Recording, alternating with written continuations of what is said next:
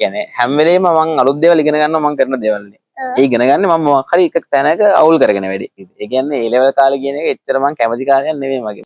මගේ මතකදී කාලයක වෙච්ච ලොකෝ මෙන්ටල් ඩැමේජ් එක තමයි යෝග මට වෙච්ච. Emotional damage. ඒ කියන්නේ මේ සතුර කෙනෙක් ගැන කතා කරද්දි මම විශ්වාස කරන දෙයක් තියෙනවා. තව එකෙක් කෙනෙක්ගේ දුක තේරෙන එක තමයි මේ රැකියේ ප්‍රධානම දේ. මම දැකලා තියෙනවා මේ රැක් ප්‍රශ්න ගොඩක් කරලා කතා කරන්නේ කැම්පස් ළමයි නෙවෙයි.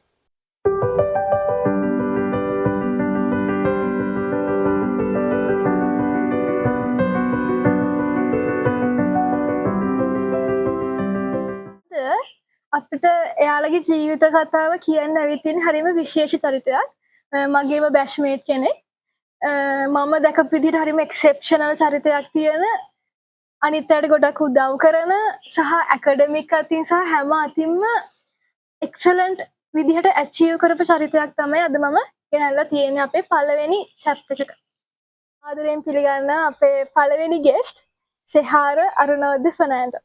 මම නමින් සෙහාර අරුණෝද්ද ෆර්නෑන්ඩෝ. ඊට පස්සේ මම හැදුනේ වේයන්ගොඩ ගම. ඊට පස්සේ මම ඉස්සෙල්ලම 14 වෙනි වේයන්ගොඩ ප්‍රාථමික විද්‍යාලයට ඉතින් එතනින් ශිෂ්‍යත්වය වෙනකන් ඉගෙන ගන්නවා. ශිෂ්‍යත්වය පාස් වෙලා මම ඊට පස්සේ එනවා නිට්ටඹුව සංඝබෝධි මධ්‍ය මහා විද්‍යාලයට. හරියගේ රිසල්ට් එක කොහොමද ශිෂ්‍යත්වයේ? ශිෂ්‍යත්වයේ ලකුණු 155යි. ඊට පස්සේ කට් ඔෆ් කීයද? 152යි. තුනකින් තමයිනේ. ඔව් තුනකින් තමයි පාස් වුනේ. ඊට පස්සේ එනවා මම නිට්ටඹුව සංඝබෝධි මධ්‍ය මහා විද්‍යාලයට. ඒක ටික ලොකු ස්කෝරයක්ද? නෑ එතනම ලොකු හයිප් එකක් තියෙන ස්කෝරයක් නේ. මොකද ගම්පහ ගත්තාම සාමාන්‍යයෙන් ගම්පහ බණ්ඩාරනායක ඊට පස්සේ තක්ෂිලා ඔය අතර වේයන්ගොඩ සෙන්ට්‍රල් ඔය ඔක්කොමත් එක්ක ගත්තාම ටික සාමාන්‍ය මට්ටමේ පාසලක් තමයි මගේ එක. ඉතින් දැන්ට ඇවිල්ලා මම O levels වලට O levels කරන්නේ පීස් කෝලේදීමයි. ඉතින් O level රිසල්ට් එක තියෙනවා A7යි B1යි S එකක්. S එකකට S එක ඇත්තටම දෙන්නේ ඉංග්‍රීසි ලිටරේචර් වලට. ඉතින් ඒක ඇත්තට ඒක වචනයක් ඇහිලා ඒක කැමැත්තට කරන්න ගත්තා. හැබැයි කරයි යදි තේරුණා ඒක මට රයිටින් කියන එක එච්චර ලොකුවට අමාරුයි. ඒ වුණාට ඒ කන්සෙප්ට් ටික ඔළුවේ තිබුණාට රයිටින් කියන එක පොඩ්ඩක් අමාරුයි. කොච්චර ලිව්වත් හැමදාම ලෙන්ත් එක මදි. ඒක දැනගෙන තමයි ගියේ. ඒක දැනගෙනම ගියා ඒකට. දැනගෙනම ගියා. ඒක ගියේ ඇත්තට මම ලිටරේචර් පැත්තට ටිකක් කැමතියි සාහිත්‍යයට. ඉතින් මම මේ වෙද්දින්න තැනට ඒක ලොකු මේකක් වුණා මම ආව ගමනට. ඒ සාහිත්‍යයට කැමති වෙන සිංහල සාහිත්‍ය ඕනිම මට ඒ කියන්නේ මම කැමති සාහිත්‍යෙම රස විඳින. ඒ කියන්නේ ඒක භාෂාව අදාළ වෙන්නේ නැහැ අපිට ගොඩක් වෙලාවට. මම දකින විදිහට. ඉතින් භාෂාව මොකක් වුණත් මම විශ්වාස කරනවා අපි කැමති දේ අපිට හදවතින් විඳින්න පුළුවන් නම් ඒක තමයි සාහිත්‍ය කියලා කියන්නේ. චහර කවිකාරයෙක් නේද? ඔව්. කවි ලියන්න ගත්තේ මොන කාලෙද? මම කවි ලියන්න ගත්තේ අපි COVID-19 පීරියඩ් එක අපිට සෙට් වුණානේ. ඒකට අපි ගොඩක් වෙලාවට ගෙදර හිටියේ. ඉතින් ගෙදර හිටපු කාලෙදී A levels ඒ වගේ කාලේ A levels කරන ගමන් අපි හිටියේ. අන්න ඒ මුල තමයි කවි ලියන්න පටන් ගත්තේ. ඒක ඔහොම නෙවෙයි දැන් ලියන විදිහ නෙවෙයි. නිකන් ඔය ගෲප් වල chat කරද්දි කවි වලින් රිප්ලයි කරන්න. ඒ වෙලේ හිතලා දාන ඒවා තමයි සාමාන්‍ය ඉස්සෙල්ලම ලිව්වේ. ඒ කියන්නේ ඔය ගෲප්ස් හදාගෙන කට්ටිය කවි දාන්න එහෙම එකක්. ස්කෝලේ ගෲප් එකේ තමයි ඉස්සෙල්ලම කවි දැම්මේ. ඒ කියන්නේ ඒ වෙලේ ළමයි එක්ක chat කරේ කවි වලින් අර. කියන දෙයකට කවියකින් රිප්ලයි එකක් දෙනවා. එයාලත් කවි වලින් රිප්ලයි කරනවා. එයාලත් සමහරවිට කවි වලින් රිප්ලයි කරනවා. සමහරවිට එහෙම නැහැ. සමහරවිට කවි වලින් රිප්ලයි කරනවා. ඔයාගේ ට්‍රෙන්ඩ් එක පටන් ගත්තද නැත්නම්? ට්‍රෙන්ඩ් එක පටන් ගත්තේ මම. මම තමයි ට්‍රෙන්ඩ් එක පටන් ගත්තේ. ඊට පස්සේ කොහොම හරි ඒ අවුරුද්දේ මට අවුරුද්ද අතර මතක නැහැ. ගුරු දිනේට අපේ ක්ලාස් ටීචර් කවියක් ලියලා තමයි කවි ලියන්න පටන් ගත්තේ. එතනින් තමයි ඔය දැන් ලියන විදිහට දැන් නම් ගොඩක් එක වෙනස් වෙලා තියෙනවා මම ලියන ටයිප් එක. හැබැයි ඔය විදිහට ලියන්න පටන් ගත්තේ එතනින්. මම දැක්ක ශිහාරගේ කවිවල ගොඩක් කර පර්සනල් දේවල්ට හිතාගන්න බැරි විදිහට තියෙනවා. උදාහරණයක් විදිහට කිව්වොත් ඔයාගේ දෙයියන්ගේ බාරේ කියලා කවියක් තිබ්බා මතකද නැහැ. දෙයියන්ගේ බාරේ නේ දෙවියන්ගේ ශාපේ. මොකක් කරන්නේ ඒකත් තිබ්බා සරි. ඒකත් තිබ්බා. ඒක මේ මගේ හොස්ටල් එකේ යාළුවන්ට මම පෙන්නුවා. කියන් තිබ්බේ දෙවියෙක්ට දෙවිය ගිහලා දෙවියෝ දෙන්නේ නැහැ එහෙම සිද්ධියනේ තිබ්බේ. ඉතින් මම ඇත්තටම කිව්වොත් ගත්ත එක මතු පිටාර්ථේ. හැබැයි අර කටේ ඩිසයින් ළමයි. ඒතකොට එයාගේ පොඩ්ඩක් චින්තනය වෙනස්නේ. ඒකට යාළුවා කිව්වා මෙයාගේ නිකන් බ්‍රේක් අප් එකක් ගැන කියන්නේ හොම කියලා. ඊට පස්සේ එයා ඉගෙන පසුතැවෙනවා. එහෙම කියලා අර ලොකු දෙයක් කිව්වා. මට ඇත්තටම ඒක තේරුන්නේ නැහැ. ඒ කියන්නේ අර සාහිත්‍ය කියන එක තියෙන ලස්සනම කොටසම ඕක. අපි එක එක කෙනාට එක එක විදිහට හිතන්න ඕනේ. දැන් මම දෙයක් දකින්න විදිහම තව කෙනෙක් දකින්න ඕන කියලා නියමයක් නැහැ. ඒක හරි ලස්සන ඒ වගේ දෙයක්. එක එක අදහස් හදන්න එනකොට දැන් ඇත්තටම ඒ කවිය ගත්තේ ගොඩක් වෙලාවට ඔයා කියපු අදහසට තමයි. ඒක තව කෙනෙක් වෙන අදහසකින් දැක්කහම මටත් හිතෙනවා මේක මෙහෙමත් දකින්න පුළුවන් තත්ත්වයක් තියෙනවා නේද? ඒ කියන්නේ අර ඔයා නියම මත පිටාර්ථකින් තමයි. ඒක වෙන ගැඹුරු අර්ථයක් මං හිතේ තියලා ලියලා නැහැ. ඔක මට පෙන්වන්න ඕනේ අපේ රටේ ඉන්න මිත්‍යා දෘෂ්ටික මිනිස්සු ගැන තමයි. දෙවියන්ගේ ශාපේ කියලා මම ලියන්නේ ඒ කවිය. මම කියන්නේ මට පෙන්වන්න ඕමනාවක් තියෙන්නේ මිනිස්සු අදටත් දෙවියන්ගෙන් දේවල් ඉල්ලනවා. හැබැයි ඇත්තටම අපිට දේවල් ලබා ගන්න අපි මහන්සි වෙන්න ඕනේ කියන එක ගැන මිනිස්සු හිතන්නේ නැහැ කොහෙලාවත්. මෙන්න දෙයක් ඉල්ලලා ලබා ගන්න තමයි ඒගොල්ලෝ බලාපොරොත්තු වෙන්නේ. ඒක තමයි පෙන්වන්න ඕන මේ කවිය. ඕ සහ දැන් එයාලා හිතන මම කිසිම එෆර්ට් එකක් දාන්න නැතුව දෙයයන්ට ලොකු බාරහාර වෙලා එහෙම වුණාම මට හැමදේම නිකම්ම හම්බෙයි කියලා. ඊට පස්සේ දැන් ඔය දේවල් ඉන්න කට්ටියත් ඒක බිස්නස් කරනවා. මේ සුරේ ගන්න අරක ගන්න මේක ගන්න මේක ගත්තාම මෙහෙම ආශිර්වාද ලැබෙනවා කොහොම කියලා කියනවා. හැබැයි ඉතින් ඇත්තටම තියෙන අපේ එෆර්ට් එක අපිට තමයි අපේම දේ. ගොඩක් අය ඒක පිළිගන්න මේ වෙලේ තාම අකමැති තත්ත්වයක් තමයි තියෙන්නේ. එයාලා කැමති නැහැ ඒක පිළිගන්න කොච්චර කිව්වත්. ඒක පෙරටේ හැදිලා තියෙන විදිහ ඉතින් හැමදේම නිකන් අරගන්න බලාපොරොත්තු වෙන ඉන්නවා. ඒක ප්‍රශ්නේ නෑ. ඔයගේ තව කවි يعني මම දැන් කවිය පැත්තට යනවා. මෙයාගේ තව කවියක් තිබ්බ මේ මම අර ස්ටේටස් එකකට මම අර මැසේජ් එකක් දැම්ම අර මේ නඩුවක් ගැන අර ගර්ල් ප්‍රෙග්නන්ට් ගර්ල් ඒ يعني ඔයා මේ පැත්තට නඹුනේ කොහොමද දැන් ඒ ස්ටෝරිස් බලන්න. ඒ කියන්නේ මම කොහොමද අර ක්‍රිමිනල් කේස් වල නම් ෆිල්ම් බලද්දී ගොඩක් වෙලාවට ක්‍රිමිනල් කේස් බලනවා. ඒකට මම හිතුණා දැන් මට හිතුණා ලංකාව ඇතුලේ ගත්තාම ක්‍රිමිනල් කේස් වලට ඇත්තටම නඩු වාර්තා තියෙනවා ලංකාවේ කියවන්න. ඒ කියන්නේ දාපු පෝටල් එකක් තියෙනවා ලංකාවේ ලෝස් වලට අදාළව සහ ඒ නඩු වල රිපෝට් එක තියෙනවා. ඉතින් මේ ෆයිනල් රිපෝට්ස් මම අරන් කියවුවා. ඒ වගේ මම නඩු ලිව්වා 3කට මට මතක විදිහට. නඩු ලිව්වා? ඔව් නඩු නෙවෙයි නඩු වලට කවි ලිව්වා 3කට. සම්මාන 3කට. එකක් තමයි මේ අර පත්මිනී කොළවංශ ඝාතනය කියලා කියන්නේ මට මතක නැහැ. ඒක අර ડોක්ටර් කෙනෙක් වහ දීලා ඒක ඒ සිද්ධිය. අර මේ සින්දුවක් තියෙන මේ කාගේද? අභිෂේකගේ මිහින් නේ කවුද මේ? මිහිඳුගේ. දන්නවද ආදරේ නීතිය කියලා. ඔතනින් තමයි පටන් ගත්තේ. ඕක තමයි පටන් ගන්නේ. ඒක තමයි පළවෙනි එක. ඒ සම්බන්ධව තමයි ලිව්වේ මම හිතනවා ඔයාලා කියන එක ගැන. ඊට පස්සේ නෑ ડોක්ටර් මේ අර ප්‍රෙග්නන්ට් ගර්ල් වාහනෙන් යට කරලා මරුවා. ඒක ඒ සිද්ධිය මට ඇත්තටම මතක නැහැ. මට ෆිල්ම් එකක් තියෙනවා. ඔව් ඔක ෆිල්ම් එකක්. ඔය සිද්ධිය ෆිල්ම් එකක්. ඔකේ නම තියෙන්නේ දඩයක් කාර්යය මට මතකයි. දඩේම ෆිල්ම් එකේ නම දඩේම. ඕක මේ වෙන්නේ මම හිතන හලවත පැත්ත මට මතක විදියට. ඒ පැත්තේ තමයි ඒ ගර්ල්ව, ඒ කියන්නේ පළවෙනි පාරට ඒ ගර්ල්ව ප්‍රෙග්නන්ට් කරනවා. දෙවෙනි පාරටත් ඒ ගර්ල්ව ආය රවට්ටනවා. කියන්නේ පළවෙනි පාරට ඒ ගර්ල්ව රවට්ටනවා. ඒ මනුස්සයා එතනින් සතුරු දානවා. ඊට ආයෙ පාරක් ඒ ගර්ල්ව රවට්ටලා එළියට අරගෙන ඒ ගර්ල්ව කාර් එකකින් හප්පලා මරලා දානවා. ඒ සිද්ධියට තමයි ඔය කවිය ලිව්වේ. ඕකේ නම මට ඇත්තටම මට කවියේ නම විස්තරය මොකුත් මතක නැහැ. මොකද මම සාමාන්‍යයෙන් ලියන දෙයක් ඒ ෆීලිං එකෙන් පස්සේ බලන්නේ නැහැ. ඉතින් හැටි කිව්වලේ මගේ. ඒතර ඔය සිද්ධිය ලියන්න පෙළඹෙන්න කලින් තමයි අරක ලිව්වේ. මුලින්ම පත්මිනී කොළවංශ ඝාතනය ගැන. එතනින් තමයි නඩු ගැන ලියන්න පටන් ගත්තේ.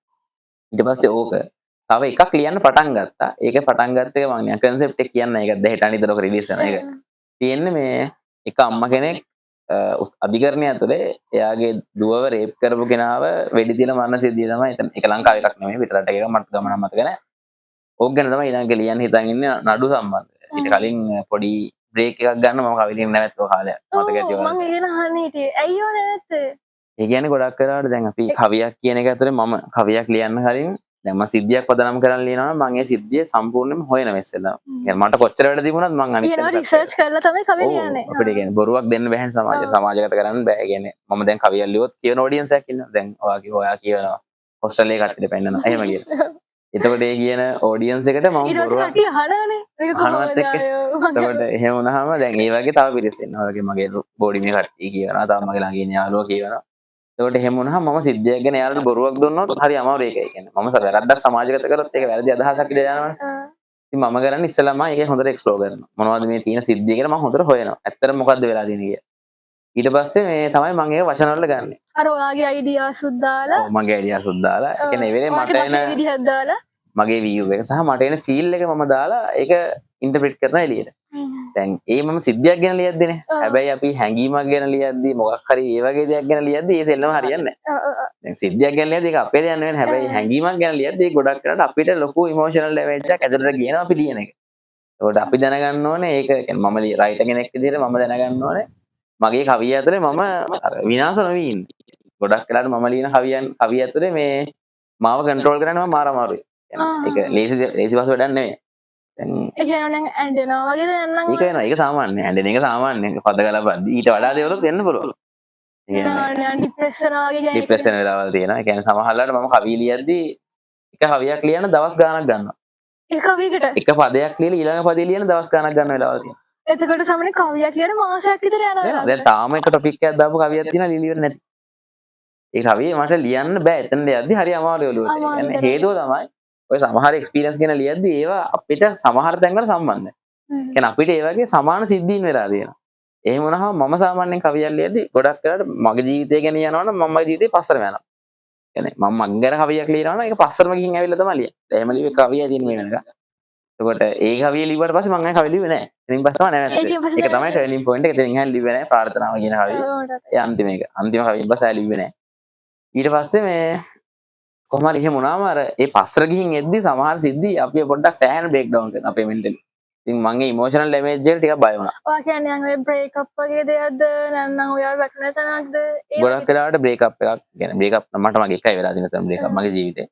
ඊට පස්සේ මේ ඊට වඩා සමහරලාට දැන් ළඟ ඉන්න මිනිස්සු සමහරලාට අයින් වෙලා යන වෙලාවල් තියෙනවා. කියනවා ඔයාලා ගොඩක් ආතරේ කරපටි ආව දාලා යනවා ඒ වගේ යාළුවෝ එහෙම වෙච්ච දේවල් තියෙනවා. ටිකක් අපි ප්‍රශ්න ඇති කරගත්තයන් තියෙනවා. අපි එකට හිටපු මිනිස්සුත් එක්ක.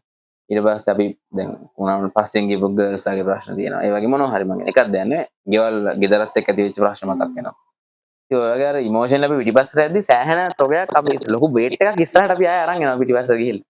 ඒ වේට් එක අරගෙන ඉද්දි කවිය ඇතුළට අර පද ගොඩක් ගාන මම ලියන එක පද 12 එක පද 16. මේ පද 16 ඇතුළට ඕක ගේනකොට අර ලොකු වේට් එකක් අපේ ඔළුව ඇතුළේ අපි මාරේ විදිහට ප්‍රොසෙස් කරනවා. ඒ ප්‍රොසෙස් කරද්දි හරි අමාරුයි ඒක ඔළුවට දරා ගන්න සමහරවිට. ඒ වෙලේට අපි ඒක නැවැත්තුවේ නැත්නම් අපි පිස්සක් කරලා තමයි ඇත්තට නවතින්නේ. ඒ කවිය කියන්නේ සාමාන්‍යයෙන් මම කවිය ලියලා නැහැ. කියන්නේ මම හිතුවේ නැහැ කවියක් ලියන එක මෙච්චර ඩීප් ප්‍රොසෙස් එකක් කියලා. කියන්නේ ඔයා කියනකොට ඉතින් අර වන්නේ හිතා ගන්න බෑ කියන්නේ මෙච්චර අමාරුද කියලා. හරි දැන් ඔයා කවිය ලියනවනේ ඒක ලිව්වට පස්සේ ඒ ඔක්කොම හීල් වෙලා යනවද නැත්නම් එකෙන් මොකද වෙනවද ඔයාලට කවිය? ගොඩක් වෙලාවට මෙහෙම දෙයක් තියෙනවා. මම සාමාන්‍යයෙන් කවියක් ලියන්නේ මට ටිකක් අවුල් වෙලා ඩැමේජ් වෙලාවට. ඒ කියන්නේ මම සාමාන්‍යයෙන් ආර ජොලිය ලියන වෙලාවලුත් තියෙන එක. මම හිතනොත් ලියන වෙලාවල් තියෙනවා. එහෙම නැතුව සාමාන්‍යයෙන් ඔය මගේ වචන අවුල් කවිය නේද සාමාන්‍ය හිතව ගමන් එනවා මගේ අදහස් ටිකක් අර දුක් පැත්ත යන කවිය. ඒවා එන්නේ මේ ගොඩක් කරලා මම මේ ඉමෝෂනලි මොකක් හරි ප්‍රශ්නයකදී හරි නිකන් මට ස්ට්‍රෙස් එකක් තියෙන වෙලාවට හරි ඒ වගේ වෙලාවට. ඒ වගේ වෙලාවට ලිව්වම ඇත්තට මාර හීල්ලයක් ඒක. සෑහෙන හීල් වෙනවා මම ඒ වගේ වෙලාවට කවිය ලියලා ඉවර වෙද්දී දැන් ප්‍රාර්ථනාව කියන එක ලිව්වා කිව්වනේ. ඒකෙන් පස්සේ හීල් වුණාද? ඒකෙන් පස්සේ ඇත්තටම ඒකෙන් පස්සේ මෙහෙම දෙයක් වුණා. ඒක හීල් වුණාම නෙමෙයි. ඒක හීල් වුණාම නෑ ඒක ඇත්තට. තාම ඒකෙන් හීල් වෙලා නෑ. ඇයි ඔයා කියන්නේ හීල්ුන්නේ නැහැ කියලා? දැන් ඔයා කිව්වනේ දැන් ඔයාට හීල් වෙන්න කවි මාර්ගයක්. හැබැයි අරකින් හීල්ුන්නේ නැහැ කියලා කියන අයියේ. ඒ කියන්නේ මෙහෙම මං එච්චර කාලයකට ඒ වගේ කවියක් ලියලා තිබුණේ නැහැ. ඒක ෆස්ට් ටයිම්. ඒ කියන්නේ දැන් හිතන්නකෝ මම මෙහෙම කියන්නම් මේක. අපි ආදරය කරන කෙනෙක් පිට අයිති වෙන්නේ නැතුව ඒක අයිති නැහැ කියලා දැනම එහෙම ඉඳලා සහ ඒ කෙනාට වෛර කරන්නේ නැතුව ඒ කෙනාට හොඳක් ප්‍රාර්ථනා කරන එක හරි අමාරු වැඩක් කොහොම කිව්වා. ඒ කියන්නේ දැන් තුන්කොන් ප්‍රේමයක් එකක්ද ඒක නිකන්? ඔය දොරට තුන්කොන් ප්‍රේමය. හරි කියන්නේ එයා බෝයි කෙනාට කැමති බෝයිත් එයාට කැමති ඒක සිද්ධියයි ඔයාට. ඒක ඔව් එහෙම එකක් තමයි තියෙන්නේ. මම ඒක වැඩිදුර කියන්නේ නැහැ. මොකද ඒ වෙලාව හරි ඒක දැක්කොත් එහෙම පොඩ්ඩක් අවුල් වෙන හින්දා මට වෙනම ප්‍රශ්නයක් නැහැ කොහොම. මේ එතකොට ඒ වගේ සිටුේෂන් එක අර ෆීලිං එක හරි අමාරුයි. ඒ කියන්නේ අපිට අයිති නැති කෙනෙක්ට අපි එහෙම අයිති කරගන්න බලන් ඉඳලා අයිති නැති කෙනෙක්ට එහෙම කියන එක මට මතකද කවියක එක ලියලා තිබ්බානේ අයිති නැති ප්‍රේමයක් ගැන. ඒකත් තිබුණා. ඊට පස්සේ ඔය ප්‍රාර්ථනාවට කලින් ලිව්ව එකක් තියෙනවා දිනපොත කියලා. අර මම ළඟදී පබ්ලිෂ් කරේ. මගේ හොඳම කවිය විදිහට මම සලකන්නේ ඒක දිනපොත. මේ ඒකෙත් තියෙන ඔය වගේම සිද්ධියක්. ඒකට අර ඒ හැම එකකදීම හරි අමාරුයි ඒවා ලියන එක දැන්. ඒ කියන්නේ ඔය වගේ කවියක් ඒවා සම්පූර්ණයෙන්ම A to Z හීල් වෙන්නේ නැහැ. මේක මගේම අත්දැකීමන්නේ කොහොමද? මම සාමාන්‍යයෙන් මගේම පර්සනල් අත්දැකීමෙන් ලියන ටිකක් අඩුයි. ඒකෝ මගේ අත්දැකීම් මෙච්චර හොඳ සුන්දර අත්දැකීම් නෑ මගේ ජීවිතේ. මේ අවුරුදු 23ටම හෙනම අවුල් අත්දැකීම් ගොඩක් තියෙනවා. සුන්දර නෑ කියන්නේ මොනවද? බ්‍රේක් අප් නිසාද ඔච්චර සුන්දර? නෑ එහෙම නෙමෙයි. ගොඩක් වෙලාවට මම මොකක් කියන්නේ හැම වෙලේම මම අලුත් දේවල් ඉගෙන ගන්නවා මම කරන දේවල් නේ. ඒ ඉගෙන ගන්න මම මොකක් හරි එක තැනක අවුල් කරගෙන වැඩි. හැම වෙලේම කරන්න ගන්න වෙලාවට අවුල් කරගෙන.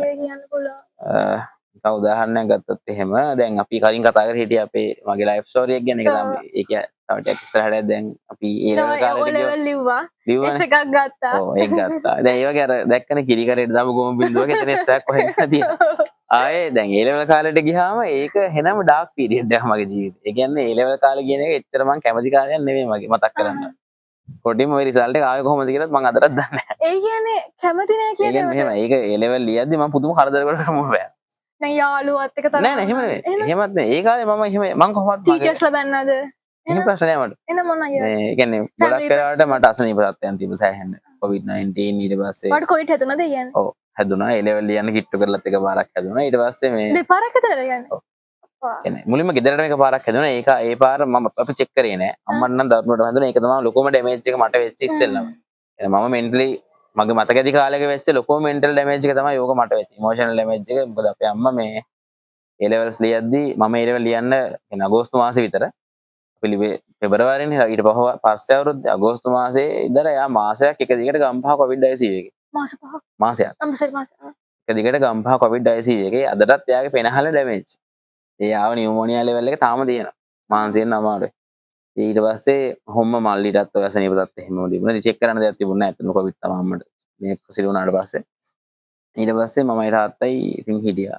ගෙදර වැඩත් කොහොම හරි කරගෙන අපේ ඒ කාලේ වටේ හිටපු නෑදෑයෝ සෑහෙන සපෝට් එකක් දුන්නා. ඊට පස්සේ කොහොම හරි ආයේ A levels ලං කරලා මට අසනීප තත්ත්වයේ විදිහටම වගේ ආවා. ඉතින් මේ ඊට පස්සේ කොහොම හරි ඒත් ඇත්තටම එක්සෑම් එක අතහැරලා තිබුණා.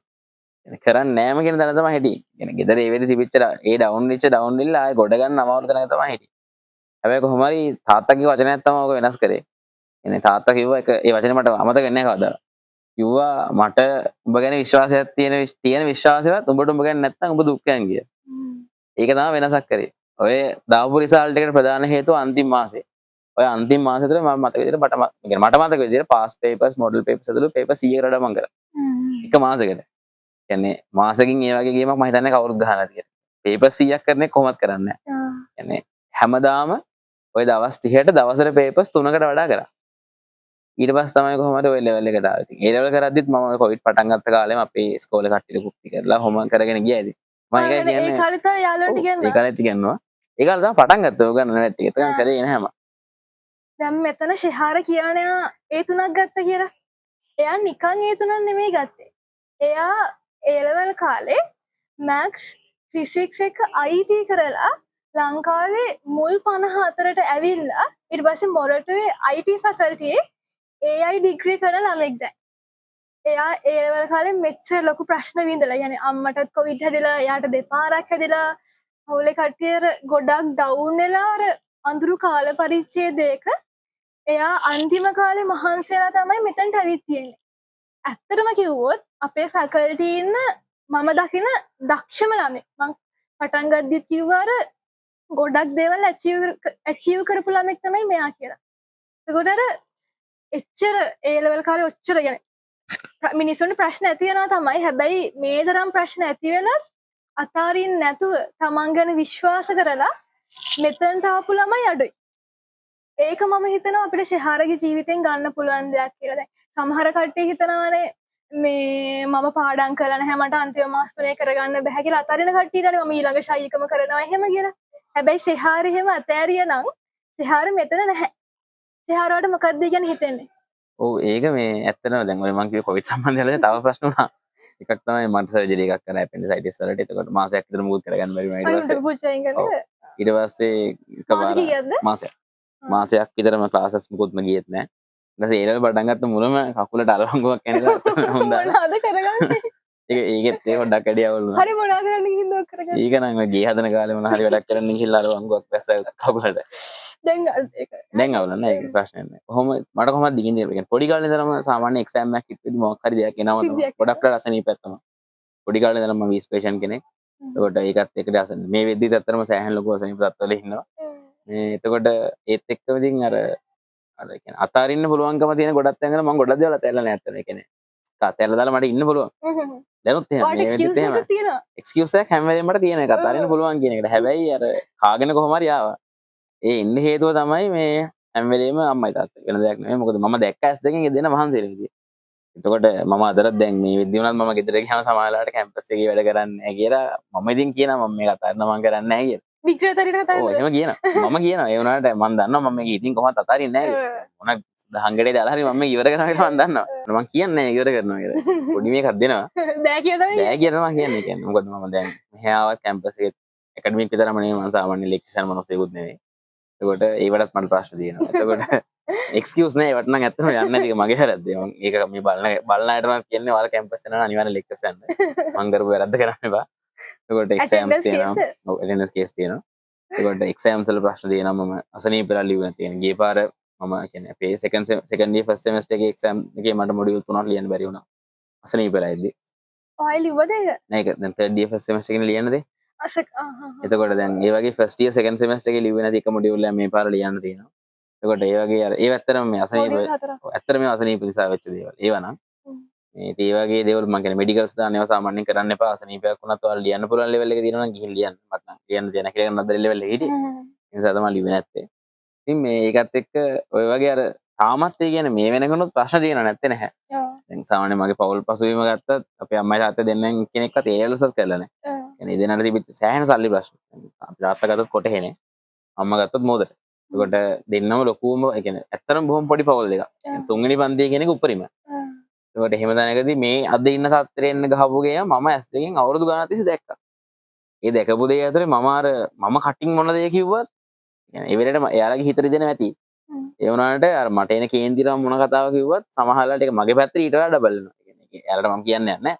එයාලට වචනයක් මම ඒ විදිහට දෙන එක මගේ පැත්තට ඊට වඩා ඩබල් එකේ හින වේදනාවක්. දන්න ඇති ඒවා එහෙම අතාරින්නේ නැහැ කියලා. ඒකට දන්නවා මම වැඩ අතාරින්නේ. පොඩි වරිසියක් දාන්න. මොන දේ හරි කරලාම ඉවර කරනවා කියලා ඒකට දන්නවා.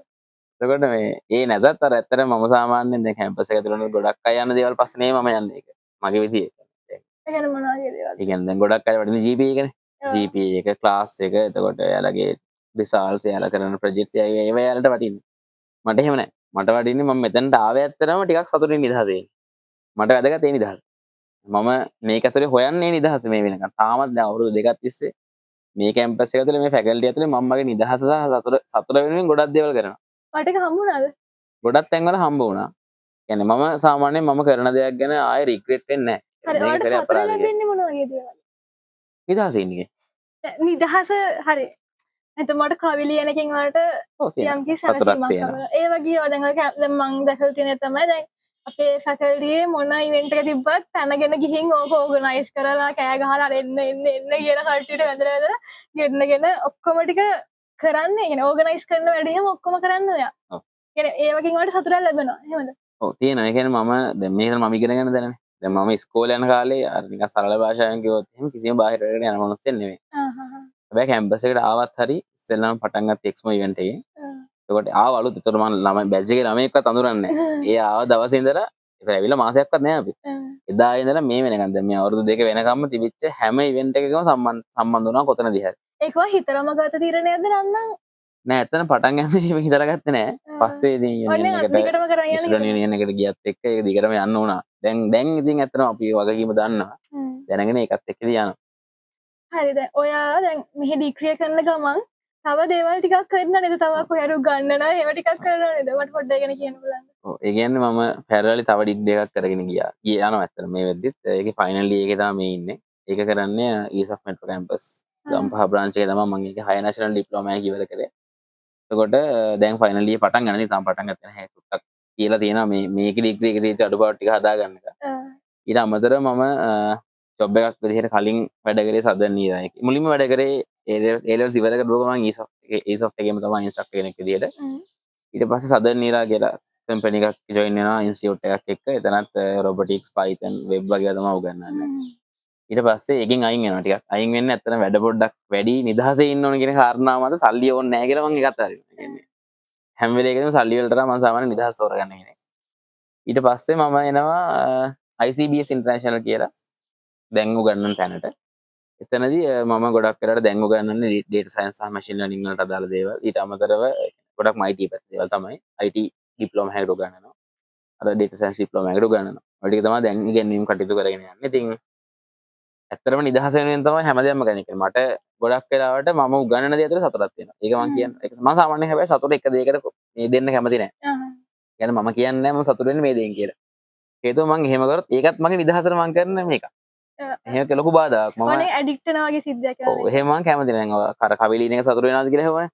තියෙනවා. හැබැයි ඒක මත පදනම් වෙන්නේ නැහැ. يعني සතුට අපි තව දෙයක් මත පදනම් වුණොත් වෙන්නේ ඒ දේ නැති වෙද්දි සතුට නැති වෙනවා. මම කැමති නැහැ ඒක එහෙම කරගන්න ඇත්තට. මම සාමාන්‍යයෙන් ගොඩක් දේවල් දිහා එහෙම බලන්නේ නැහැ. මම හැම වෙලේම කැමති අර නිකන් ඒ වෙලේ මට මොකක් හරි දෙයක් දැනුණොත් ඒ දැනීම ඇතුළේ ඉස්සරහට යනවා මිසක් ඒ හැඟීමත් එක්ක ඒ වෙලාවේ ඉස්සරහට යනවා මිසක් මම ඒක පිටිපස්ස ගැනවත් අනාගතය ගැනවත් එහෙම හිතන්නේ නැහැ. කියන අනාගතය ගැන ප්ලෑන් කරලා මම තව අවුරුද්දකින් මෙහෙම වෙනවා එහෙම කියලා මොකුත් හිතන්නේ නැහැ. කිසිම දෙයක් නැහැ. තව අවුරුද්දකින් මොකක්ද වෙන්නේ කියලා තේරුම් නැහැ. කිසිම දෙයක් නැහැ. කොටිම මම මේ දැන් මෙතනින් පස්සේ මේ ඉන්ටර්විව් එක ඉවරලා ගිහින් මොකද කරන්න කියලා මම දන්නේ නැහැ. ඒක මට අදාළ දෙයක් නෙවෙයි. ඉතින් මම ඒ වෙලේ හිතන දේ මට මම කරනවා. ඒ මොහොතේ කියනවා හැම වෙලේම මේ මොහොතේ ජීවත් වෙන කෙනෙක්. මම හැම හිතන්නේ අපි ඒ කියන්නේ අපිට හරිද? ඒ කියන්නේ මේ සතුට කෙනෙක් ගැන කතා කරද්දි මම විශ්වාස කරන දෙයක් තියෙනවා. දැන් අපි නිකන් ගත්තොත් එහෙම කතාවටත් අපි ඔය කියන්නේ වර්තමානයේ කියන්නේ ප්‍රසන්ට් එකක් කියලා. ප්‍රසන්ට් කියන්නේ කියන්නේ. ඒකට අර ප්‍රසන්ට් එකක් කියන එක අපි ඒක භුක්ති විඳින්න ඕනේ. අපි හැමදේම අනාගතය ගැන හිතලා දුක් වෙනවා. ඔය අනාගතේ කවදාවත් එන්නේ නැහැ. දැන් අපි හිතන්නකෝ අවුරුදු 10ක් ගෙනද දුක් වෙනවා කියලා. අපි අවුරුදු 10 ගෙවාගෙන එතනට ගියත් අපි ඊට පස්සේ අවුරුදු 10 ගෙනද ආයෙ දුක් වෙනවා. ආයෙ මහත් අතීතේ ගැන හිතලා දුක් වෙනවා. අනාගතේ ගැන හිතලා දුක් වෙනවා. ඇත්තටම අපි කවදාවත් මේ ගත කරන මොහොත ගැන හිතන්නේ නැහැ. මම හැම වෙලෙම හිතන්නේ මේ ගත කරන මොහොත ගැන. දැන් මට හිතුණොත් දැන් ට්‍රිප් එකක් යන්න ඕන කියලා මම යනවා. මම සාමාන්‍යයෙන් ගොඩක් රටවල දැකලා ඇති සෝලෝ ට්‍රැවලින් තමයි කරන්නේ. මට හිතුණොත් මම යනවා. නෝරෙලි වෙන්න පුළුවන්, ටින්කෝ වෙන්න පුළුවන්, ගාල්ලේ වෙන්න පුළුවන්. කොහේ ලෝකේ හරි මට හිතුණොත් මම ගිහින් එනවා. ඒවට අනික් කට්ටියත් ඉන්නවනේ යාළුවෝ වැලිඩේෂන් ඕනේ එහෙම කියලා නැහැ. මම කායින්වත් එහෙම දේවල් අහන්න යන්නෙත් නෑ. මම ගිහිල්ලා කෙලින්ම මගේ වැඩේ කරගෙන මට අවශ්‍ය නම් මම ට්‍රිප් එක ගියා. මං ආවා. එහෙනම් හිතමු අනියන් තනිකම එහෙනම් මම තනියෙන් ගියොත් අයියෝ මට යාළුවෝ නෑ. එහෙම දෙයක් හිතෙන්නේ නෑ. කවදාවත් එහෙම හිතිලා නෑ. මම ගිහිල්ලා ඉතින් නිදහසේ ගිහිල්ලා එනවා. අර මම ගොඩක් දේවල් ඇචීව් කරපු ළමෙන්නේ. එතකොට ඔයාලා අනික් කට්ටියට කම්පෙයාර් කරනවා. නෑ මම කවදාවත් මම කාත් එක්ක කම්පෙයාර් කරන්නේ නෑ. මං හැමදාම කම්පෙයාර් කරගන්නේ මාත් එක්කමයි. කියන්නේ මම බලන්නේ හැම වෙලේම මම ඊ එක තැනක හිටියා නම් අද මං කොතනද ඉන්නේ කියන එක. මට හැම වෙලේම ඕනේ මං දැන් ඊයේ දෙයක් දන්නේ නැත්නම් ඒ දේ අද දැනගෙන තියෙන්න ඕනේ. අඩුම ගානේ නමවා. ඒ හැර මම දැන් එහෙම කම්පෙයාර් කරන්නේ නැත්තම් මට මේ වෙලාවේ GP එක තියෙනවනේ ෆෝගිට්. එහෙනම් මං කවදාවත් කම්පෙයාර් කරන්නේ නැහැ. මම හැමදාම කරන්නේ අර දේ තමයි. මට ඕනේ මාව ඉස්සරහට ගෙනියන්න මිසක් අනිත් මිනිස්සුත් එක්ක ඒක මේව කරගෙන ඉන්න නෙමෙයි. හරි දැන් ඔය ඇත්තටම කිව්වොත් දැන් ශිෂ්‍යත්ව කාලෙත් එහෙම ලොකු රිසල්ට් එකක් දාපුලා නෙන්නේ. ඇස් ඕ ලෙවල් කාලෙත් අර A9s ගත්ත ළමෙක් නෙමෙයි දැන්. තමයි ඉන්නවා අයිලන්ඩ් රැන්ක් පාවල අප කට්ටිය ඉන්නවා ඕ ලෙවල්ස්. එහෙම ළමෙකුත් නෙමෙයි. හැබැයි අර මට පේන විදිහට වගේ අර ජීවිතේ ටර්නින් පොයින්ට් එක උනේ ඒ ලෙවල් ළඟලා අර උන මාස 3 මාසෙ ඒ කාලේ තමයි. ඔව් ගොඩක් වෙලාවට ඒ කියන්නේ මම බෙස්ට් රිසල්ට් එකක් දැම්මා කියලා දැම්මා ඒ ලෙවල් වල තමයි. يعني දැම්ම නම් දැම්ම. පස්සේ වගේ නිකන් අර හිතා ගන්න බැරි හයිප් එකක් ආවා කියලා මට හිතෙන්නේ නැහැ. වා AI ආවා. ඊට පස්සේ වා අනිත් ළමයින්ට කුක්ෂි කරනවා නැහැ. ඇත්තටම කිව්වොත් අපිට නිදර්ශන ප්‍රොජෙක්ට් යනවා 7 year ප්‍රොජෙක්ට් සොෆ්ට්වෙයාර් ප්‍රොජෙක්ට් එක. ඒකට අපිට කුක්ටි කරන්න සිහාර. ඊට පස්සේ අපිට ඔය වෙන වෙන මොඩියුල්ස් තිබ්බහම ඒවා අපිට කියලා දෙන්නේ සිහාර නිකන් අර. ඇත්තටම කිව්වොත් මම හිතන විදිහට නිකන් අර සිහාර තමයි අපි ඉන්න මහදන මුත්ත. හැමදේම දන්නවා හැමදේම කරනවා එහෙම චරිතයක්. හැබැයි අර ඒ ලෙවල් වලට කලින් යා එහෙම චරිතයක් නෙමෙයි. දැන් මෙයා කිව්වා ඉස්කෝලේ කාලේත් එහෙම ඉවෙන්ට් කරේ නෑ එච්චර. يعني දැන් තමයි කැම්පස් ආවට පස්සේ මම හැම ඉවෙන්ට් එකකටම යන්න ගත්තා කියලා. ඒ ඉස්කෝලේ කාලේ මෙයා සම්පූර්ණයෙන්ම වෙනස් චරිතයක්. දැන් අනිත් පැත්ත ගිහිලා.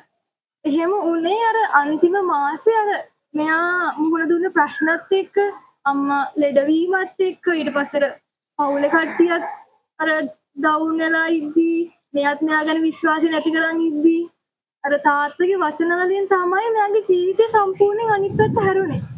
ඔයාලට මොකක්ද හිතෙන්නේ? يعني දැන් අපි හැමෝම බලන් ඉන්නවා ජීවිතේ ටර්නින් පොයින්ට් එකක් ගැන.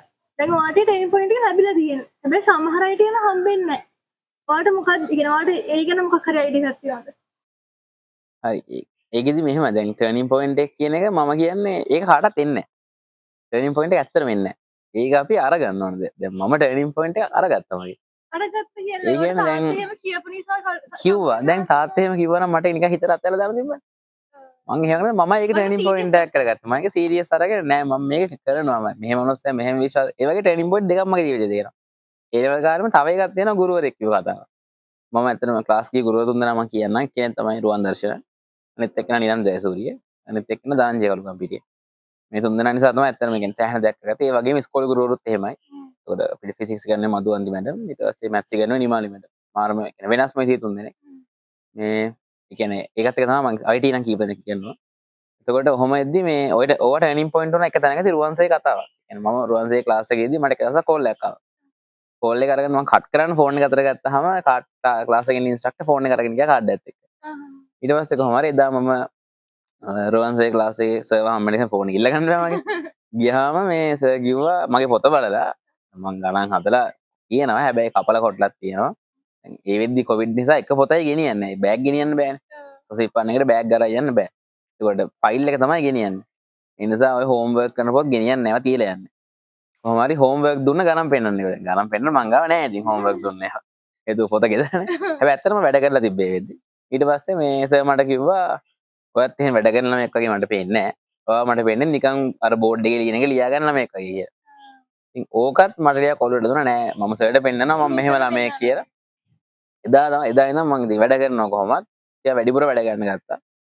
ඊට පස්සේ පොඩක් මැත්ස් වලට දක්ෂ ළමයි දෙක. නෑ මැත්ස් වලට දක්ෂම නෑ. ඒ කියන්නේ පොඩි හරි කියන්නේ පොඩ්ඩක්වත් මැත්ස් වල ඇත්තටම දක්ෂ නෑ. ඔයයි මැත්ස් වලට මැත්ස් තෝරගත්තේ ඇත්තටම එතනදී මට මම තෝරගත්තේ මැත්ස් නෙමෙයි පාත් එක. يعني මට මම මුලින්ම හිතාගෙන සයන්ටිස්ට් කෙනෙක් වෙන්න.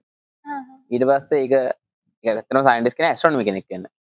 මට තාරකා විද්‍යාවට ටිකක් කැමැත්තක් තිබ්බා. හැබැයි ඊට පස්සේ ඒක ටික ටික O level වලට එද්දි මම කියන්නේ කම්පියුටර් එකක් අල්ලන්න පටන් ගන්නේ 10 වසරේ විතර හරියට. ඒතන ගේම්ස් ප්ලේ කරා විතරයි. ඔව්. ඊට පස්සේ 10 වසරේ මාස්ටර්ස් කරේ මේ IT කරා තර්ඩ් එකෙන්. සෙකන්ඩ් එකෙන් ලිටරචර් කරා. ෆස්ට් එකෙන් කොමර්ස් කරා. එතකොට ඔය කොමර්ස් IT වලට ඇදී තමයි ඉස්සෙල්ලාම හරියට කම්පියුටර් එකක් අල්ලන්න පටන් ගත්තේ. නිකන් එහෙම ලොකු කම්පියුටර්ස් තිබුණෙත් නැහැ. ලැබ් වලට ගිහින් තමයි වැඩේ කරගත්තේ. ඊට පස්සේ කොහොමද ඔතනින් පටන් ගත්තේ නිකන් මට මේ පැත්ත මොකද්ද මේක කියලා හිතුණා ටිකක්. කරන්න දැන් මේ මිනිස්සු හැමෝම මේක කරන නිසා. ඊට පස්සේ කොහොම හරි මම ප්‍රෝග්‍රෑමින් ඉගෙන ගන්න පටන් ගන්නේ 10 වසරේ. ඔය ඒකයි නම් තිබ්බද නිකන් ආසාවක්. ඒ software engineering. එතනින් තමයි පටන් ගන්න. ඒ කියන්නේ එතනින් AI කියන එක අහලවත් නැහැ ඒක. එතනින් තමයි ඇත්තටම පටන් ගත්තේ. පටන් ගන්න අද දැන් මේ වෙද්දි මම මගේ ප්‍රෝග්‍රෑමින් ජීවිතේ පටන් ගන්න අවුරුදු 9කට කිව්වේ. දැන් මේ ඉන්න තැනට එන්න අවුරුදු 9න් මට ගියා එකක් දවසක්වත් නාස්ති නොකර ඇත්තටම. يعني ඇත්තටම මෙයා ප්‍රෝග්‍රෑමින් වලින් මම කලින් කිව්වා වගේ අර පට්ටම වැඩේ. يعني අපිට කුප්පි කරන්න එපා. يعني අපි දන්නේ දේක් අහගන්න එපා මෙයාගේ. හැබැයි මෙයාත් ඒ කාලේ ඉඳන් අර බෝන් ප්‍රොඩියුසර් කෙනෙක් නෙමෙයි. මෙයා ඒ කාලේ ඉඳන් ඉගෙනගෙන එනිසාර ආපු ගමන. يعني වාට ඒ කාලේ ඉඳන් පැෂන් එකක් තිබ්බද ඒ ගැන? ඔව් එතනින් ඔය 10 වසරින් පටන් ගත්තා. අපේ ගෙදර ගත්තොත් එහෙම අම්මලා තාත්තලා කවුරුත්ම කම්පියුටර් ලිටරසි එකක් නැහැ. කම්පියුටර් ලිටරසි එක බිඳුවයි. අදලත් එහෙමයි. මේ වෙද්දිවත් එයාලා WhatsApp කෝල් වලට normal කෝල් තමයි පාවිච්චි කරන්නේ. කියන්නේ ඒ තරමට තාමත් අර ට්‍රැඩිෂනල් ලෙවල් එක. හැබැයි දැන් මේ එහෙම වුණාම දැන් මට එහෙම බෝන් එකක් කොහොමත් නැහැ.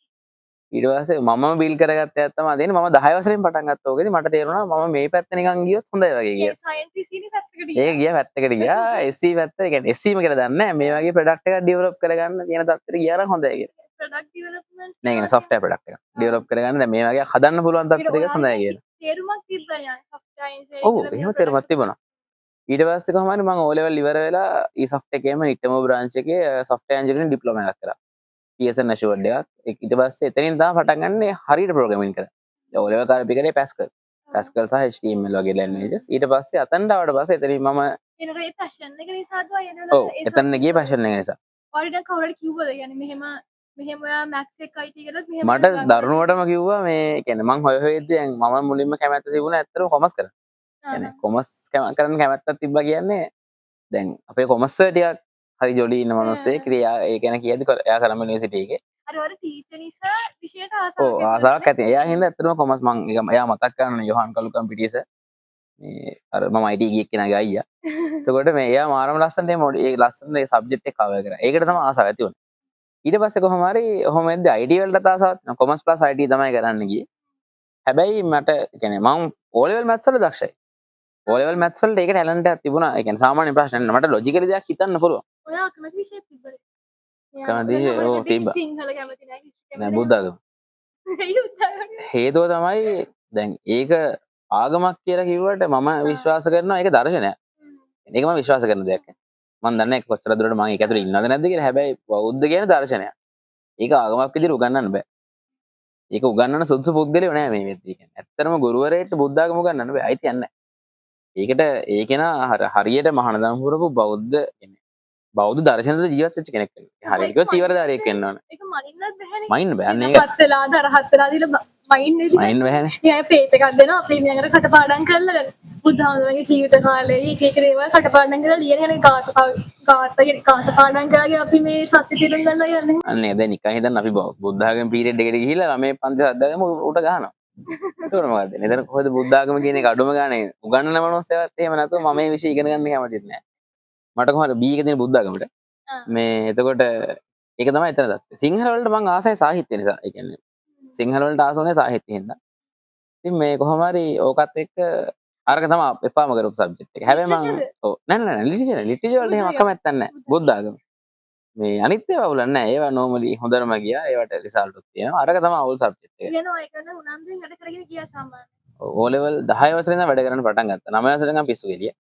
10 වසරේ ඉඳන් වැඩ ගන්න පටන් ගත්තා. අන්තිමට මං ඉලා හැම 9 වසරේ නම් තුනම පන්ති අන්තිමේ. 9 නෑ 8 වසරේ. 9 නෙමෙයි 8 වසරේ. එහෙනම් අපේ තිබුණා සුපර් ක්ලාස් කියලා concept එකක්. ඕකේ වෙන දැන් මම 7 වසරේ අන්තිම වාරේදී 3 වෙනියා පන්තිය. ඊට පස්සේ කොහොම හරි ඔතනින් 3 වෙනියා වුණාම අර මුල් පන්ති හැම පන්ති අපේ සෙක්ෂන් එකේ පන්ති 7ක් තියෙන එක ග්‍රේඩ් එකේ. ඒ හැම පන්තියක මුල් රෑන්ක්ස් ටික ගෙනල්ලා දානවා සුපර් ක්ලාස් කියලා ක්ලාස් එකකට. ඒකේ මං වාර 3 අන්තිමේ. එහෙම එකක් නෙමෙයි සුපර් ළමයින්ගේ මං අන්තිමේ.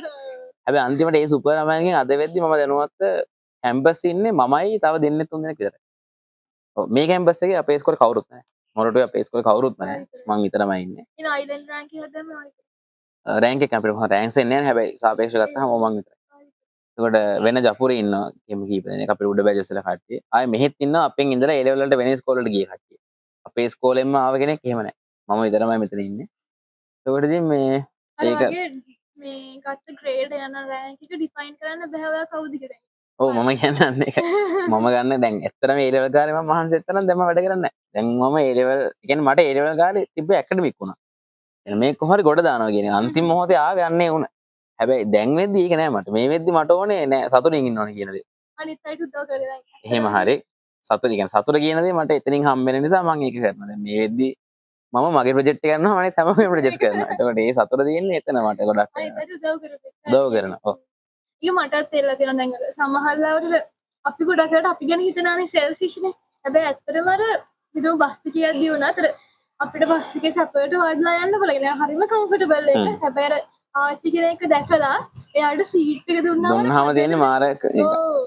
ඒකට මාර ඒ සතුට වාඩි වෙලා චිල්ලකේ හුලං ඇදියේදී ඒක ගන්න පොඩ්ඩක් අමාරුයි. අර එහෙම ඉද්දි පොඩි ගිල්ට් එකක් ඇඟට දැනෙනවා මේ මනුස්සයා හිටන් ඉද්දි මම මේක වාඩි වෙලා ගියානේ කියලා. ඒකට ඇත්තටම අපි තරුණ කට්ටියනේ අපිට මේ බස් එකේ හිටන් යන එක වැරදි දෙයක් නෙමෙයි ඒක. වැඩක් නෙමෙයි. ඒක නිසා අර ඒ වගේ දේවල් මට හිතලා තියෙන ඇත්තට. ඉතින් ඒ නිසා තමයි ගොඩක් අය මම කියන්නේ මට ගොඩක් තැන්වල ඕකෙන් කියලා වෙනවා. ඒක සාමාන්‍ය දෙයක්. මං උදව් කරපු හැම තැනකම දැන් උදව් කළාම කියලා. නිකන් ෆස්ට් ඉයර් ප්‍රොජෙක්ට් එක හිතන්නකෝ හાર્ඩ්වෙයාර් ප්‍රොජෙක්ට් එක මගේ ප්‍රොජෙක්ට් එක කියලා වුණා. අනිත් හැබැයි මං ගෲප්ස් 10කට වැඩි උදව් කරා. ගෲප් එකේ ඒක අවුල්. එයාලා ඒක මට මූණට නොකියුවට මම දන්නවා එයාලට අවුල් ඇති නැත්තේ නැහැ. එක ළමයෙක් ඉන්නවා මගේ මේ බාර සොෆ්ට්වෙයාර් ප්‍රොජෙක්ට් ගෲප් එකේ. ඒකටත් ඒක වෙන්න නොදී කොහොමද බේර ගන්න ඕනේ. මේ ඊට පස්සේ ගෲප් එකේ කට්ටිය හිතනවා කියන්නේ ඔයා අනිත් හැමෝටම උදව් කරලා අපිට උදව් කරේ නැහැ. ඔව් ඒක හැබැයි අර එයාලගේ පැත්තෙන් ඇති නැත්තේ නැහැ. මොකද ඒක සාධාරණ ඒගොල්ලන්ට එහෙම වෙන එක. මොකද මම රිසල්ට් එක ගෙන නොහිතුවට ඒගොල්ලෝ හිතනවා. ඒ නිසා ඒක සාධාරණ නැත්තේ නැහැ. මොකද ලීඩර් විදිහට මම අවස්ථා දෙකේම මම ලීඩර්. ඒකට ලීඩර් අර වගේ දෙයක් කරාම එයාලට අවුල් ඇති. ඒ කමක් නැහැ මං කියන්නේ. මට මූණට බැන්නත් මං ඒකට මූත් කියන්නේ නැහැ වගේ දෙයකට. මොකද ඒක මම නිසා වෙච්ච දෙයක් මම පිළිගන්නේ නැහැ. සමාජ දකින්න මම හරි ප්‍රශ්න තියෙනවා. අපිනේ අතරම තනගතේ බාර ගන්න ඉන්නේ. වාර නිකන් ඒ කියන්නේ දැන් මම මෙතනට ආව නම් මම මේ ප්‍රශ්න හරි ගස්සනවා. මේක දේශපාලන හරි මොකක් හරි. එහෙම හරි ගස්සනවා මේ සමාජ මේ වගේ ප්‍රශ්නයක් තියෙනවා. අපි ඒක ඇඩ්‍රස් කරන්න ඕනේ. අපි දැක්කේ නැහැ වගේ ඉන්න. එහෙම වට හිතන මොන හරි තියනවා. ඔව් මේ වෙද්දී යනවා ලොකු ප්‍රශ්නයක් ඔය රැග් එක සම්බන්ධ. ඒක ප්‍රධාන ප්‍රශ්නයක්. අපේ සමාජ ප්‍රශ්නයක් විදිහට ගත්තම දැන් මේ වෙද්දී යන කාලීනව ටොපික් කියන රැගින් කියලා කියන්නේ. තම කතාව අපේ වෙන සිරියක් නැහැ. හරි. රැගින් කියන එක ඇතුලේ හොඳ පැත්ත නරක පැත්ත දෙකම තියෙනවා නැත්නම්. දැන් හේතුව තමයි දෙකම කියන්නේ හේතුව තමයි මේ දැන් ඉන්න මිනිස්සු රැග් කියලා කරන්නේ රැග් නෙවෙයි. ඔව්නේ. රැග් එකක් කියන එක ගත්තාම මේක ඇතුලේ වෙන්න ඕනේ යුනියන් එකක් කියලා. කියන්නේ කවෙකට කෙනෙක්ගේ දුක තේරෙන එක තමයි මේ රැග් එකේ ප්‍රධානම දේ. එතකොට එතන වෙන්නේ පොඩි පොඩි රැගින් ටැග්. ලොකු මහලු රැග් කියන්නේ අර එක එක්කෙනාම අඳුරගෙන පොඩි ගේම් එකක් ගහලා අර අපේ අවුට්බවුන්ඩ් ප්‍රෝග්‍රෑම් එක වගේ නේ. හරි පොඩි කරදරයක් කරනවා නැත්නම් නෑ රැග් එක ඇතුලේ පොඩි වදයක් දෙනවා. ඒක හරි. ඒ ෆන් වදයක් වගේ. ෆන් වදයක්. ඒක හරි ෆන් නෑ. පස්සේ කාලෙක hina වෙලා කතා කරන්න ඒ වගේ. අපි නිල් ගහගන්න මැච් කරලා විතර ගහගන්න ප්‍රයත්න එකට අන්න ඒ වගේ දෙකින් තියෙනවා. අර වාරණ අර ගැට ගහලා ටිකක් කරනවා. අණු වලට ගහලා කරන්නේ. ඒක ඇත්තටම රැග්යක් වුණාට අපිට කතා කරන්න දෙයක් තියෙනවා. hina වෙලා මෙමරි එකක් තියෙනවා. ගොඩක් කරලා මම දැකලා තියෙනවා මේ රැග් ප්‍රශ්න ගොඩක් කරලා කතා කරන්නේ කැම්පස් ළමයි නෙවෙයි. පිට කට්ටියද? පිට කට්ටිය. කැම්පස්ෙන් ඇවිල්ලා නැති කැම්පස් එකෙන් පාස් අවුට් වෙච්ච අයවත් නෙවෙයි. ගොඩක් කරලා කැම්පස් ඇවිල්ලා නැති එළිය ඉඳන් බලන කට්ටිය. එයාට තේරෙන්නේ නැහැ නේ කොහොමද? තේරෙන්නේ නැහැ මේ රැග් කියන මොකද. මේකේ රැග් ඇත්තම නැහැනේ. ඔව්. හැබැයි අපිට තේරෙනවා. මේ කැම්පස් එක තුළ මම දන්නේ ගොඩක් අය හොඳයි කියලා කිව්වට නිකන් හිතලා බලන්න මම මේ කියන එක ඇතුලේ අපේ කැම්පස් එකේ මිනිස්සු කොච්චර ආත්මහත්‍යාවද. ඔව් ඒක තියෙනවානේ. බලන්න දැන් හැබැයි මම දැක්ක දෙයක් තමයි හරිම රෙස්පෙක්ටබල්. ඒ කියන්නේ දැන් මම කැම්පස් එකට ආපු මුල් කාලේ මේ දැන් මමයි මගේ යාළුවෝ කට්ටියකුයි මේ කොට යට කැන්ටින් එකේ තේ බොන්න ගියා. උදේට කන්න ගියා. එතකොට يعني ටේබල් එකක් හරිද?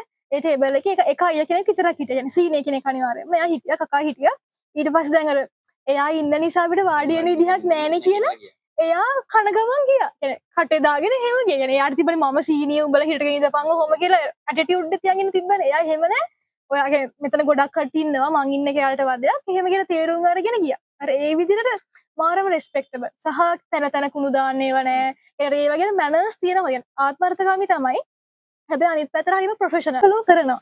එහෙම දෙයක් මම මොරටුවේ දැකලා තියෙනවා. අර ඒක දැන් මෙහෙම දෙයක් තියෙනවා. දැකලා තියෙන එකක් දැකලා තියෙනවා කියන්නේ ඔයගේ සීමාවද දැන් මම ඔයාලට සාපේක්ෂව දෙගුණයක් විතර තියෙන කෙනෙක්. ඔයා දැක්කනම් මෙතනට අපි ආව වෙලාවේ එතන කොනේ ටේබල් එකේ තේ කෝප්ප දෙකක් තිබුණා අරන් ගිහින් නැති. ඉතින් නිකමට පල්ලෙහාට ගිහින් බලන්න දැන් මෙතන සෙනග නැහැ. අලුතෙන් බැච් එකක් අපේ ඇතුළට ආවා. ඔය කැන්ටින්ස් තුනේම කාපු පිඟාන කීප දෙනා යනවා ඉන්නවා. එහෙනම් අපි එහෙම කට්ටිය අඩුයි. දැන් අලුතෙන් ඉන්න ජෙනරේෂන් එකේ ඉන්නවා. يعني අන්නේ ජෙනරේෂන් එකේ පොඩි ප්‍රශ්නයක් තියෙනවා. ඒ ළමයිට ඇටිටියුඩ් එක ඇඟිල්ලෙන් එල්ලලා පෙන්නන්න. හැබැයි ඒක ඒ ළමයිට ගහලා බැනලා කරන්න බෑ. මං ආපු කාලේ එහෙම මම දැක්ක තමයි ඇත්තම හොඳයි. අපි ආපු කාලේ යුනිවර්සිටි එක ඇත්තම හොඳයි. එහෙම ප්‍රශ්නයක් නැහැ. අපි හිටියේ බැච් 21 එකේ ඉඳලා මාරම හොඳයි. හැබැයි දැන් යද්දී ඒක ටික වෙනස් වෙලා තියෙනවා. දැන් නිකන් බැලුවොත් එහෙම බලන්න නිකමට ගිහිල්ලා පල්ලෙහා නිකන් ඔය විදිහට ගම් බලන්න උඩ තරම් කොම් තියෙන තැන් තැන් කියලා. එන ඔයාලා කිව්ව දේ බැරි අපි අතුරට යන කාලේ.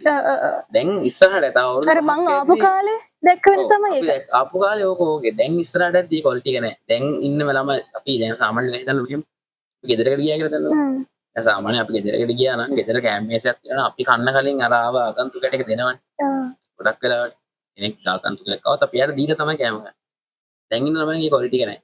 එනර ආගන්තුක සත්කාරයක් අතින් ගත්තාම ටිකක් පහළ මට්ටමකින්. දැන් ඉන්න යුනිවර්සිටි එකේ ඉන්න කෙනෙක් හිටියොත් අපි තාමත් අපේ පොඩි බැච් එකක් කෙනෙක් වුණත් උඩ බැච් එකක් කෙනෙක් වුණත් අපි මොන හරි දෙයක් කන්න කලින් ඒ දෙන්නටම දීලා තමයි කන්නේ. සීනියර්ද ජූනියර්ද කියලා අදාළ නැහැ. අපිට එළිය අපෙන් එළිය මිනිස්සෙක් කෙනා අපිට ආගන්තුකයි. යාළුවෙක් වුණත් හොඳ මෑනුණත් එච්චරයි. අපි දෙයක් රස විඳින්න බුක් විඳින කලින් අපි ඒක යාට දෙනවා. ඒක තමයි අපි අර අපේ පොටි කියන්නේ. ඉස්සර ඉඳලා ලංකාවේ තියෙන ක්වොලිටි එක. අපි ඒක යාලට දීලා තමයි අපි රස විඳින්නේ. දැන් නැතිනම් අරන් බලනවා නිකන්. දැන් පහුගිය ටික අපි පහුගිය තැන් වල වැඩ කරද්දී මම නම් දැක්කේ නැහැ. අපි ඔහේ ඉන්නවා ඒගොල්ලෝ ඔහේ ඉන්නවා එයාලා ගෙනල්ලා කනවා අපි. එහෙම ඉන්න අඩුම ගන්න ඒ වගේ දේවල් දැන් නෑ. අර රැග්ගි කියන එක ඇතුලේ හැදෙන්න ඕන ඕවා. අපිට අපේ හදවත තව කෙනෙක්ට තෙතමනක් තියෙනවා. මොකද හේතුව අපි හැමෝම ඉගෙන ගන්න රටේ වදු සල්ලි වලින්. එතකොට දැන් මෙතන ඇත්තම ප්‍රශ්නයක් මේ කියන්නේ. අපේ රටේ මෙච්චර දේ වෙන්නත් හේතුව මේ. මගේ අදහස අනුව මේක මම කියන කලින් කියන්නම් මේ මගේ අදහස. මේක හරියන්න පුළුවන් වර්ධින්න පුළුවන්. නමුත් මේ මගේ අදහස. මේ මගේ මතය. ඒක ඔයාලා ඉස්සරහට ගෙනියන්න නැද්ද කියන එක ඔයාලා කියන්නේ මම කියන්නේ ඔයාලා මේක මම කියන්නම් ඔයාලා ඉස්සරහට ගෙනියන්න එපා.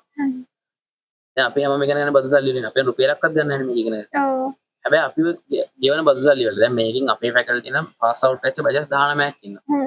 ඔය 19 ඔය ගෙව බදු සල්ලි වලින් Tamanට දෙයක් කරගන්න එක ඇරුණාම මේ රට වෙනුවෙන්වත් මේ මිනිස්සු වෙනුවෙන්වත් දෙයක් කරපු කෙනෙක් ඉන්නවා.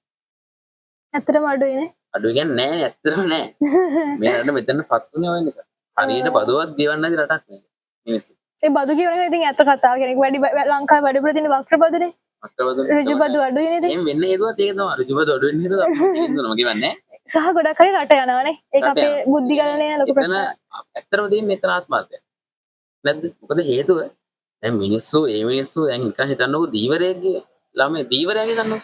දැන් අපේ ඒ ළමයා කැම්පස් එක තුලට ආවත් නැත් ඒ මනුස්සයා අපිට ඉගෙන ගන්න ගානක් ගෙවනවා.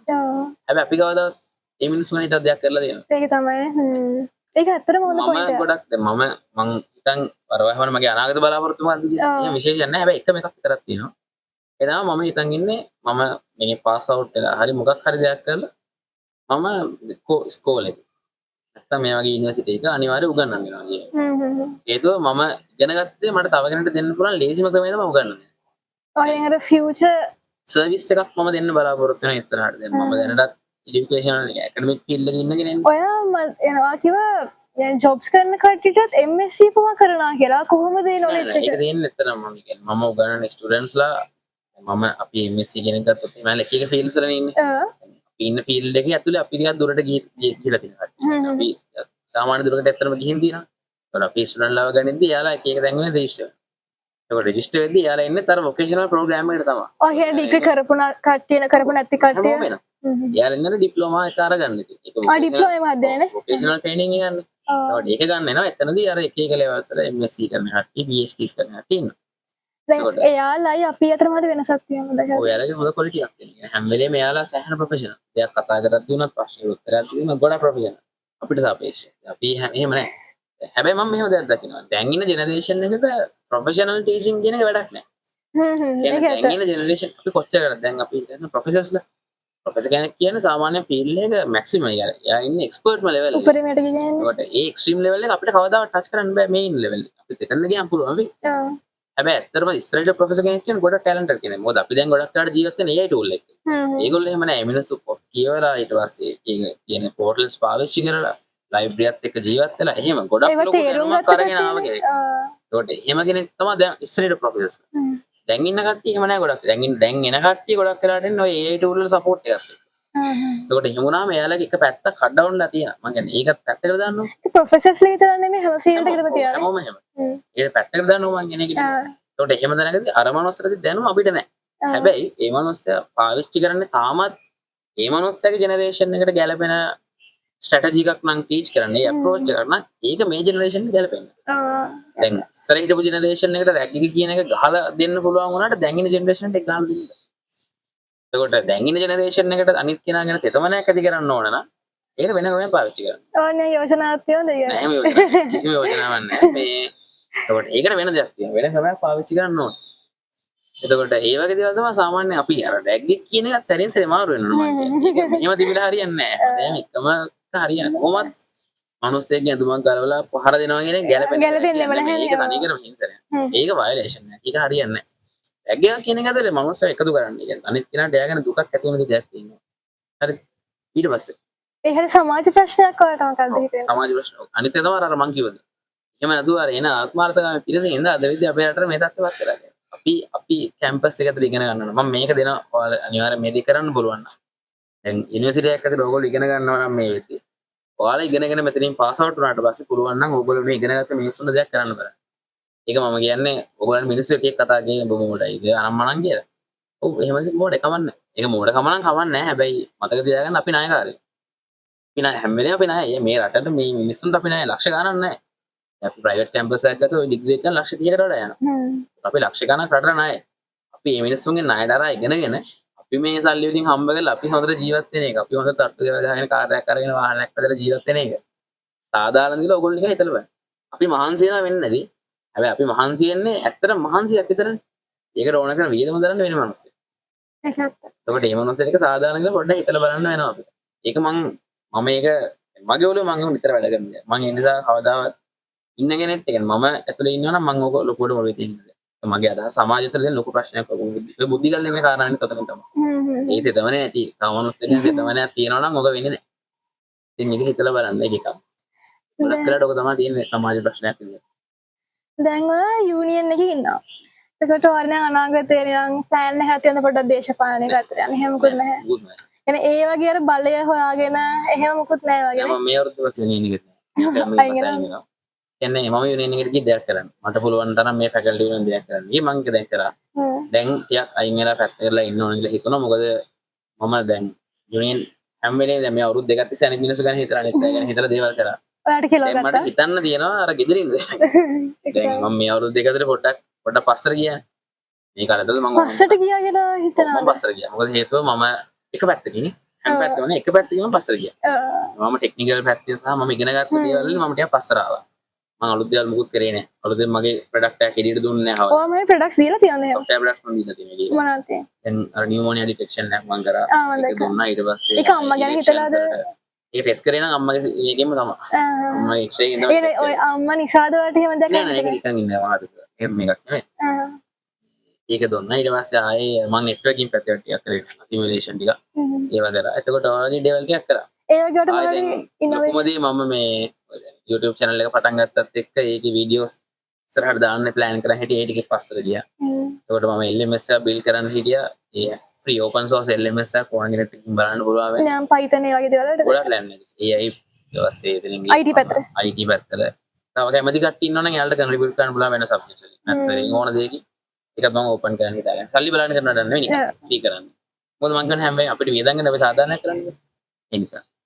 එතකොට මේ ඒක ප්ලෑන් කරන් හිටියා. ඒ ටික මම නතර වුණා අතට මේ වැඩත්. දැන් හිතුවා මම ඒ ටික පටන් ගන්නවා කියලා. මොකද මම දැන් යුනිවර්සිටි එකේ ෆැකල්ටි වෙන වැඩ කරන්නේ. ඔව්. දැන් ගෙදර ඉන්න දෙන්න වෙනුවෙන් සහ අර මම කරන්න ඔයා වෙනුවෙන් සහ ඔව් මං වෙනුවෙන්ොත් එතකොට අනිත් මං වෙනුවෙන් අතන කරන්න වැඩක් මට දෙන්නේ නැහැ. මං කොහොමද මං වෙනුවෙන් දේවල් කරගන්න අනිත්. මං හැම වෙලේම සතුටුනේ බලාපොරොත්තු වෙන්නේ. මම සතුටු වෙන්න පුළුවන් දේවල් කරනවා කියන්නේ මම අර අනිත් කඩු දව කරලා සතුට වෙනවා ටීච් කරලා සතුට වෙනවා කවි ලියලා හැම දේම කරනවා. මට පුළුවන් හැම වෙලේම මම සතුටු වෙනවා. ඒක මම තරයේම දකින්න දේ මට සතුටු වෙන්න ඕනේ හැම වෙලේ. ඉතින් මම හිතනවා යාගේ ජීවිතෙන් අර ගොඩක් දේවල් ගන්න ඇති අර ඔයාලට දෙයක් හිතන්න දෙයක් මේ අයගේ කතාවෙන් ලැබෙන්නේ නැති කියලා මම හිතනවා. හරි එහෙනම් අදට අපි අපේ chat එක ක්ලෝස් කරමු. තව දවසක මේ වගේම විශේෂ පුද්ගලයෙක් එක්ක අපි ආයි හමු වෙමු. එහෙනම් හැමෝටම සුබ දවසක්.